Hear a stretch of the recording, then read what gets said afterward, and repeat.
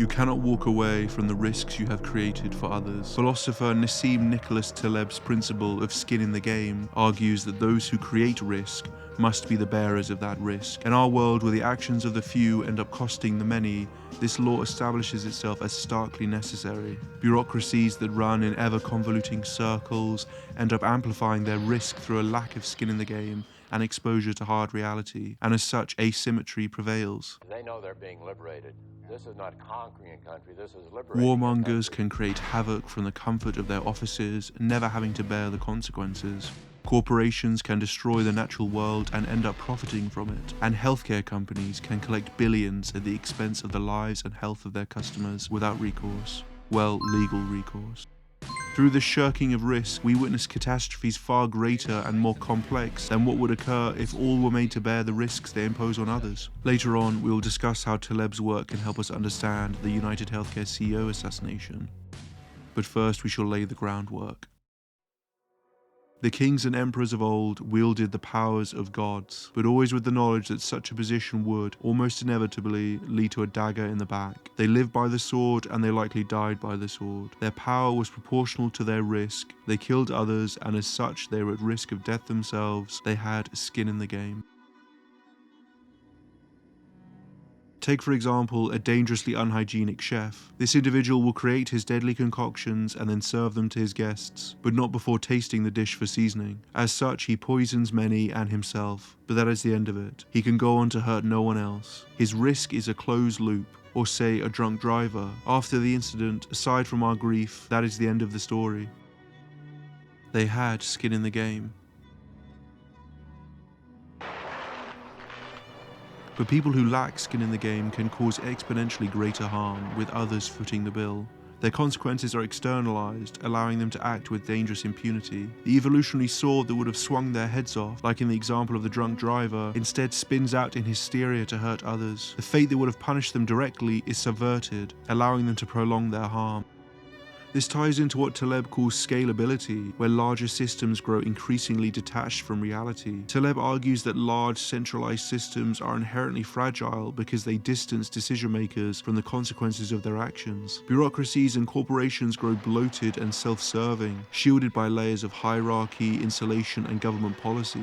This detachment creates complex, society-wide vulnerabilities, culminating in what Taleb calls Black Swan events, unforeseen and catastrophic failures.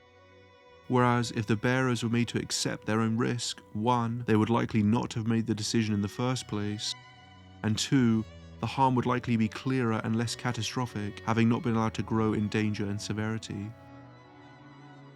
As such, smaller, decentralized systems are healthier and more reciprocal. The village will not outsource all of its jobs because it would directly affect those involved, but corporations would do so without question.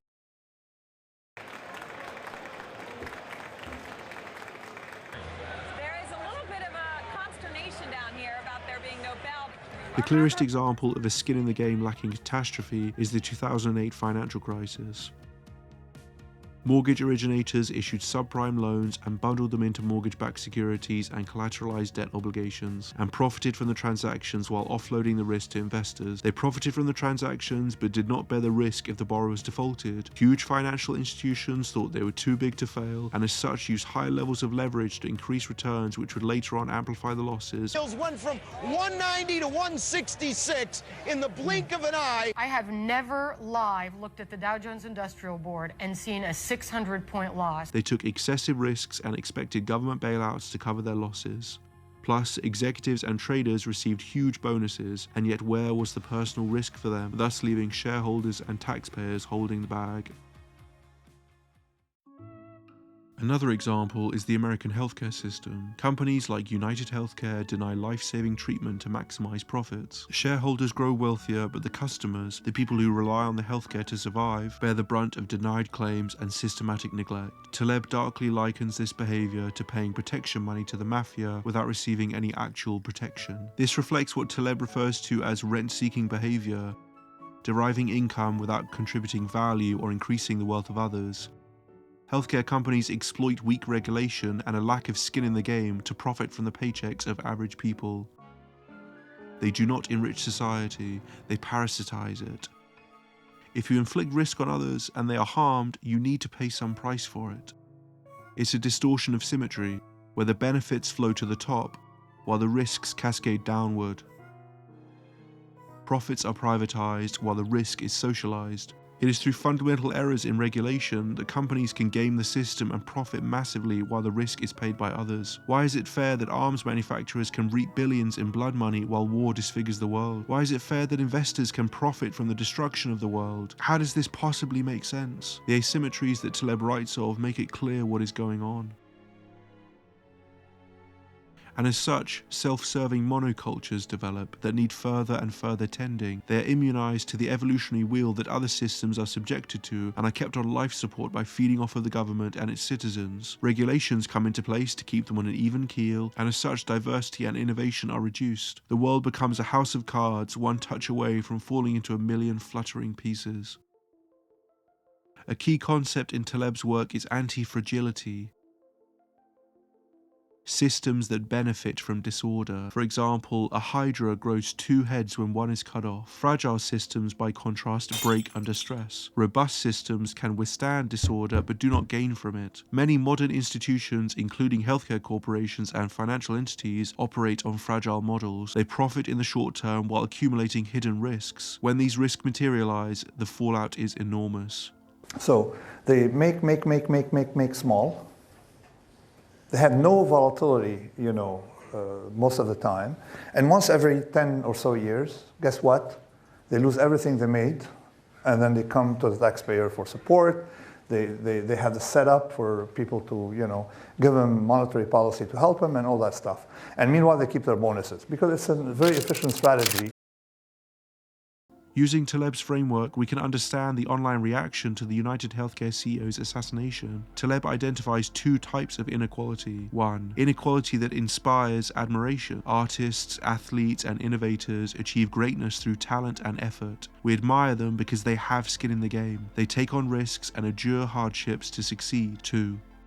Inequality that incites resentment. CEOs, bankers, and bureaucrats amass wealth but lack skin in the game. They appear untouchable, shielded from the consequences of their decisions.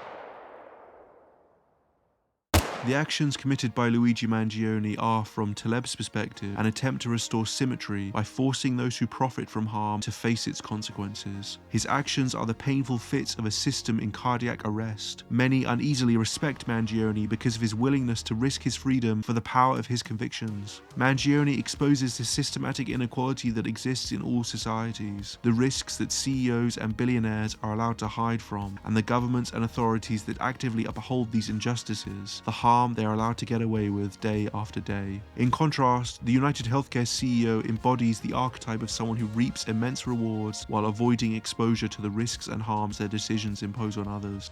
The real lives that are harmed are so far away from them. The response from the current CEO shows this to be patently true.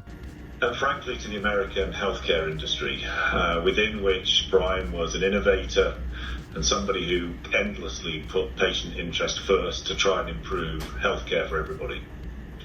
They can never admit to the truth of what they do, because it feels, when we look at the asymmetry of risk, as though this outcome was inevitable. How could a business expect to run in such a manner, amassing billions while others suffer, and not provoke backlash? In what world but our own could this behavior be allowed to continue? So, like the kings of old, maybe skin in the game is back.